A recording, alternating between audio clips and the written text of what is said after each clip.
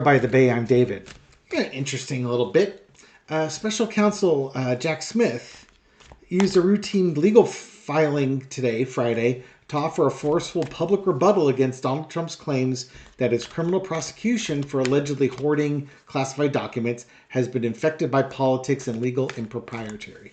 He filed a 68-page document laying out the timeline and the situations that were going on that caused the FBI to start investigating Donald Trump for possession of classified documents.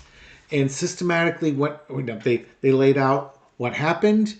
Documents were missing. Some stuff got returned. They found classified documents in it. It started the investigation. All the dealings with Trump, trying to get the documents back. All these claims that Trump was saying that he had security clearance from the Department of Energy to hold on to these documents, and he didn't. Claimed he had all these different securities that he never had. Basically systematically going through and checking the box off of everything that to counter everything Donald Trump and his lawyers are saying. And he basically is saying in this document that a lot of the legal maneuverings of the Trump team are based on erroneous statements by Trump and erroneous beliefs that he had certain clearances and such, which he didn't have. So he's laying it out. Now, I want to know is, it's unusual for him to have to take this, but it's almost like he's doing his own PR campaign. Just like Trump does his PR campaign. So he's getting his story out there. Is this going to make a difference? What's the energy on the case? Entertainment purposes only. Jack Smith, storyteller. What do we have? We have the betrayal, the disappointment, the backstabbing. I think that Trump always carries the narrative. Because he's the defendant, he lies, cheats, and steals and just says anything he wants to get people outraged that he's been victimized by the deep state. And I think Jack Smith is trying to fight that. And I think Jack Smith is tired of being made out to be the bad guy on top of that. Crossed with the King of Cups. Yeah, I think in this case, this is also... this is also getting ready for Judge Cannon and appeals that are going to happen. Because Donald Trump's whole thing is going to be that this is a witch hunt and he's being unfairly prosecuted. So in some ways, he's showing his emotional side. This is not purely analytical. This is a public relations. And if you're doing public relations, being analytical is not what you want. You want to show your human side of things. And know that this is not a witch hunt. This is what the DOJ does when we have a case like this. Underneath it is temperance. This is trying to take some of the sting out of the attacks that have been made and levied against the DOJ. This is detoxifying the poisonous rhetoric that has been infected into the right. You know what? In some ways, if the Mar-a-Lago documents case goes before a jury, you need to get something like this out there now so that the jury has documents that they can read so they understand the timeline. It's also so that Judge Cannon understands what she's up against too. Because you've got to work on her as well. In the past, the Eight of Wands. This is Trump's messaging. Trump is on the airwaves all the time, poisoning stuff, telling lies about the cruel DOJ and they're just a witch hunt. And it's even with like the Mueller report. Go back to the Mueller report. Trump was bashing the Mueller report for a year and a half. And, he's saying it was fake and this, that, and the other thing. And I remember commentators saying this is being run more like a PR campaign, and that's exactly what it was. He got his base to believe that the Mueller report showed nothing. And there would be nothing in there, and he did it for over a year. And then Bill Barr completed the deal by saying there was no there. And now the Mueller report means nothing to folks on the right. It doesn't matter what's in it. Trump told them there's nothing there over and over again, and they believed him. Caused confusion.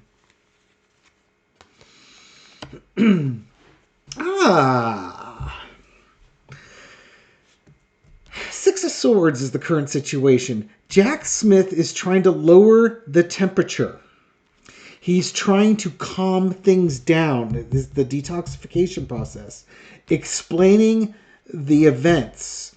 We didn't just toss this woman and child into a boat and send them across, exiled them. Here's what happened. And now he's getting his message out as to why this investigation happened and that Donald Trump is not the victim in all this. He's done it. Basically, the message, if you were to read the brief, it comes back again and again, basically says he has, through his actions, he has done this to himself. The overarching energy is just that. Even though he's showing a personable side, it's that that cut and dry message that this is the message he wants to get across. This is not a victim.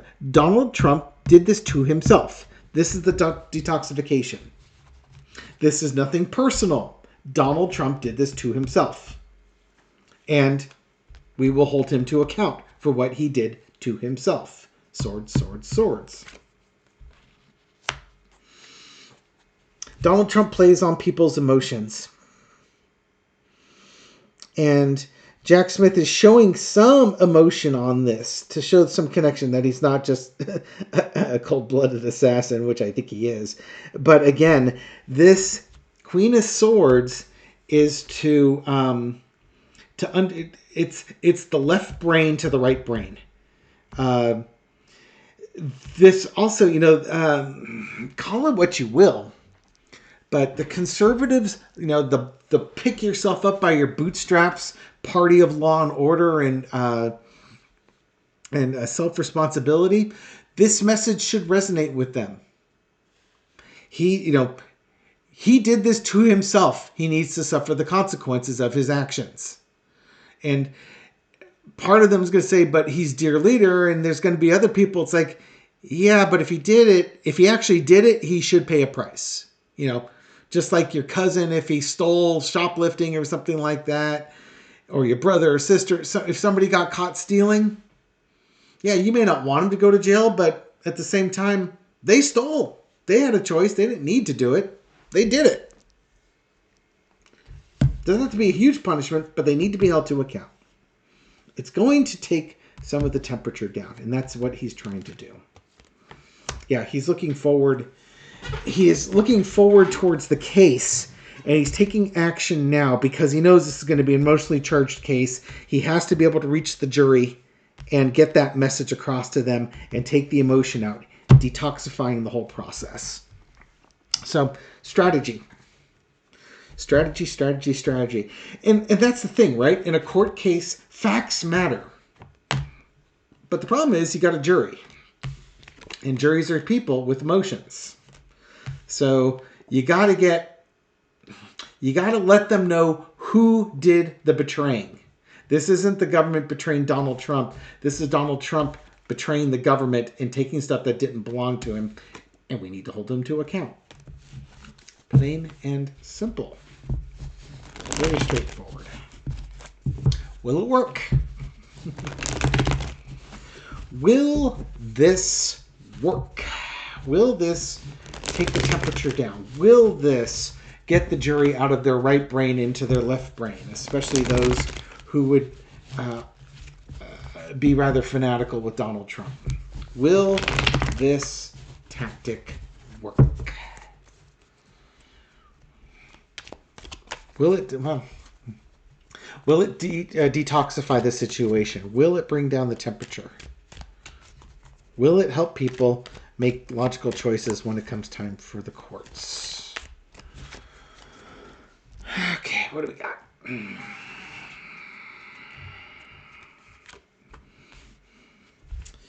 I would say so. Four of Wands, opening day, welcoming folks, bringing them in. It's like it opens the door for them to consider that for something that might have been closed otherwise. valuable message going through on what somebody did and why they did it. You know, in some ways, it's his offering of things of value to the jury and to the court. It's also, yeah, I'll leave the false knight out of this. I think that this is his offering to them, that this isn't just a witch hunt, as it were. It gives them the ability to look at this as a new journey. Basically, to like look at this court case and say, okay, I'll be open-minded. It lowers the temperature so they're not closed-minded, and they can consider Trump's actions. Basically, this is humanizing Jack Smith, because Donald Trump has done a lot to dehumanize him. You know, you make fun of the wardrobe that he wears in the Hague courts, and you know, what does he call him? He calls him deranged and stuff like that. He dehumanizes Jack Smith whenever possible. This is Jack Smith going down a path of humanization and battling the dehumanizing rhetoric that Donald Trump throws at him. Is there anything else with this? No, the Mar-a-lago documents case with Eileen Cannon, that's that's a reading all into its own. So we'll leave it at that. Anything else with Jack Smith? No, we're going to leave it at that. Anyways, thank you. Thank you for watching this video. I'll keep it shorter. Thank you for supporting my channel. I appreciate it. Thank you for all the likes and shares and everything you do to feed the algorithm so my video makes it out to a wider audience. To folks just discovering this channel for the first time or recently, welcome. Glad you found us, and I hope to see you in the next video. Take care.